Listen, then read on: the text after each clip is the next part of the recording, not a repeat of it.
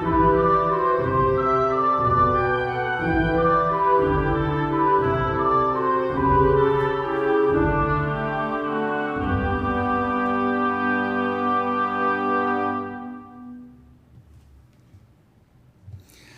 meu amigo, olá, minha amiga, como é que vocês estão? Sejam bem-vindos a mais um episódio onde estudamos o Evangelho segundo o Espiritismo. Hoje nós vamos começar a introdução, que é dividida em 4 partes, né? A introdução, e começando do começo, vamos estudar o objetivo desta obra. Então, você já sabe que aqui o negócio é objetivo. E vamos ao objetivo desta obra. Vamos lá. Podem dividir-se em 5 partes as matérias contidas nos evangelhos: os atos comuns de vida do Cristo, os milagres, as predições, as palavras que foram tomadas pela Igreja para fundamento de seus dogmas e o ensino moral. As 4 primeiras têm sido objeto de controvérsias, a última, porém, conservou-se constantemente inatacável. Diante desse código divino, a própria incredulidade se curva. É terreno onde todos os cultos podem reunir-se, estandarte sob o qual podem todos colocar-se, quaisquer que sejam suas crenças, porquanto jamais ele constituiu matéria das disputas religiosas, que sempre e por toda a parte se originaram das questões dogmáticas. Aliás, se discutissem, nele teriam aceitas e encontrado sua própria condenação, visto que, na maioria, elas se agarram mais à parte mística do que à parte moral, que exige de cada um a reforma de si mesmo. Para os homens, em particular, constitui aquele código uma regra de proceder que abrange todas as circunstâncias da vida privada e de vida pública, princípio básico de todas as relações sociais que se fundam na mais rigorosa justiça. É, finalmente e acima de tudo, o roteiro infalível para a felicidade vindoura, o levantamento de uma ponta do véu que nos oculta a vida futura. Essa parte aqui será objeto exclusivo desta obra. Toda a gente admira a moral evangélica, todos lhe proclamam a sublimidade e a necessidade, muitos, porém, assim se pronunciam por fé, confiados no que ouviram dizer, ou firmados em certas máximas que se tornaram proverbiais. Poucos, no entanto, a conhecem a fundo e menos ainda são os que a compreendem e lhes sabem deduzir as consequências. A razão está por muito na dificuldade que apresenta o entendimento do Evangelho que, para o maior número de seus leitores, é ininteligível. A forma alegórica e o intencional misticismo da linguagem fazem que a maioria o leia por desencargo de consciência e por dever, como leem as preces sem as entender, isto é, sem proveito. Passam-lhes despercebidos os preceitos morais, disseminados aqui e ali, intercalados na massa das narrativas. Impossível, então, apanhar-se-lhes o conjunto e tomá-los para objeto de leitura e meditações especiais. Bom, vamos começar do começo, então. As matérias, né, dos atos contidos nos evangelhos podem ser divididos assim. Atos comuns da vida do Cristo, que aconteceu com ele, como se fosse uma narração, né, de um jornalista. Os milagres, as predições, as palavras que foram tomadas pela Igreja para fundarem os seus dogmas. Lembrando, o que é dogma? Dogma é algo que as religiões impõem a quem quer seguir, dizendo assim, isso aqui é a verdade. Não questione, absolutamente não questione. Não tem comprovação, não tem nada, mas não pode ter discussão. Então, isso é dogma. O Espiritismo não tem dogma, para começo de conversa. E o principal, o ensino moral, que passa aí desapercebido, né? Porque as pessoas veem tanta coisa e muita coisa fantasiosa nos evangelhos que o ensino moral, que é o principal, passa desapercebido. A linguagem também é muito rebuscada, muito quase que ininteligível, né? Difícil de propósito, feito pela Igreja de propósito, para que as pessoas não questionem, simplesmente escutem como pessoas passivas que não pode questionar. Afinal de contas, são os evangelhos, imagina. Algumas pessoas até acham que o Velho Testamento pode ser contestado, questionado, que tem muita coisa absurda, muita violência, tem um Deus bipolar maluco, que ora é maravilhoso, cria tudo, outra hora destrói tudo, mata todo mundo, enfim, mas que não, que o Novo Testamento, não, esse é bacana.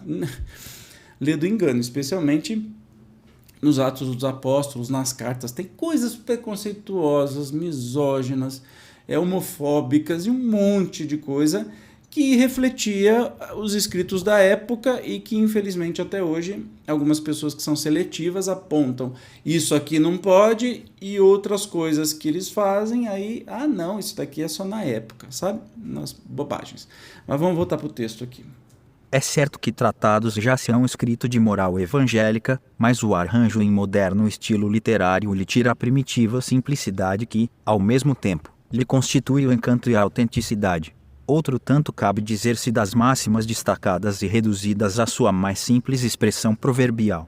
Desde logo, já não passam de aforismos, privados de uma parte do seu valor e interesse, pela ausência dos acessórios e das circunstâncias em que foram enunciadas. Para obviar a esses inconvenientes, reunimos, nesta obra, os artigos que podem compor, a bem dizer, um código de moral universal, sem distinção de culto. Nas citações, conservamos o que é útil ao desenvolvimento da ideia, pondo de lado unicamente o que se não prende ao assunto. Além disso, respeitamos escrupulosamente a tradução de Saci, assim como a divisão em versículos. Em vez, porém, de nos atermos a uma ordem cronológica impossível e sem vantagem real para o caso, grupamos e classificamos metodicamente as máximas, segundo as respectivas naturezas, de modo que decorram umas das outras, tanto quanto possível. A indicação dos números de ordem dos capítulos e dos versículos permite-se recorrer à classificação vulgar, quando oportuno. Esse, entretanto, seria um trabalho material que, por si só, apenas teria secundária utilidade. O essencial era pô-lo ao alcance de todos, mediante a explicação das passagens obscuras e o desdobramento de todas as consequências, tendo em vista a aplicação dos ensinos a todas as condições da vida. Foi o que tentamos fazer, com a ajuda dos bons espíritos que nos assistem. Muitos pontos dos evangelhos, da Bíblia e dos autores sacros em geral por si só são ininteligíveis, parecendo alguns até irracionais, por falta da chave que faculte se lhes apreenda o verdadeiro sentido.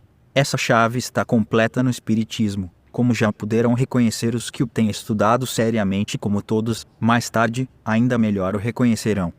Então, o principal objetivo, né, dessa obra é estudar as passagens de uma maneira lógica e até agrupadas por assuntos, já que não dá para ser cronológico, e aí você tem 4 evangelhos, muitos são contradizem ou trazem informações pela metade, partidas, você encontra um pouquinho ali, um pouquinho lá, e na verdade existe esse trabalho organizacional feito pelo próprio professor Rivaio, pelo próprio Allan Kardec, e as instruções dos espíritos explicando cada uma dessas passagens, enfim, do que a gente acabou de ver, e que especialmente vai ser de melhor proveito são os ensinos morais, né, que Jesus trouxe. Todo o resto é acessório, é confuso, é polêmico e não tem a menor necessidade de ser assim.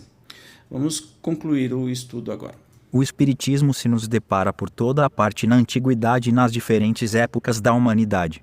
Por toda a parte se lhe descobrem os vestígios, nos escritos, nas crenças e nos monumentos. Essa é a razão por que, ao mesmo tempo que rasga horizontes novos para o futuro, projeta luz não menos viva sobre os mistérios do passado. Como complemento de cada preceito, acrescentamos algumas instruções escolhidas, dentre as que os espíritos ditaram em vários países e por diferentes médiuns. Se elas fossem tiradas de uma fonte única, houveram talvez sofrido uma influência pessoal ou a do meio.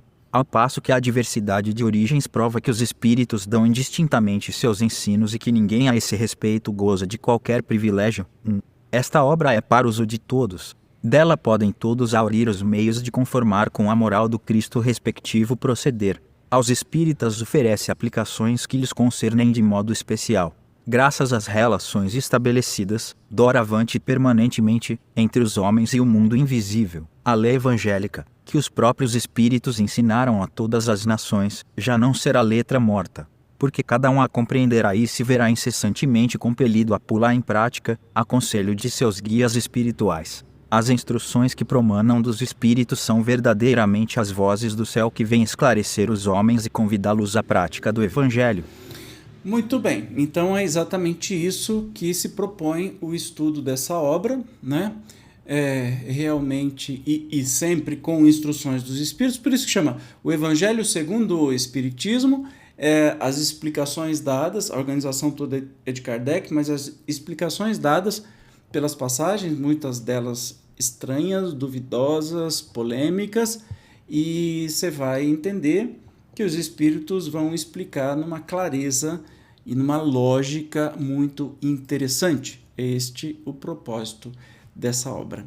Tá bom? Muita coisa boa vai rolar aqui, vão ser mais de 150 episódios e eu conto com a sua presença em cada um deles. Olha só, se você tiver a obra na mão, impressa, ou aqui no canal mesmo tem um link para você baixar o PDF dessa obra e poder estudar, existe uma relação dos capítulos, dos estudos, uma relação bem interessante que você pode consultar. Não faria sentido colocar isso aqui nos episódios, porque né, não tem nenhum porquê, mas para você consultar, inclusive a Bíblia que você tiver em casa, enfim, dá uma olhadinha lá, pode ser bem interessante. Caso você não tenha esta obra impressa, você pode baixar o PDF e estudar junto comigo sempre, tá bom? Muito obrigado pelo seu carinho, pela sua presença, e eu te espero no próximo episódio, onde continuaremos estudando a introdução. Dessa vez será a autoridade da doutrina espírita.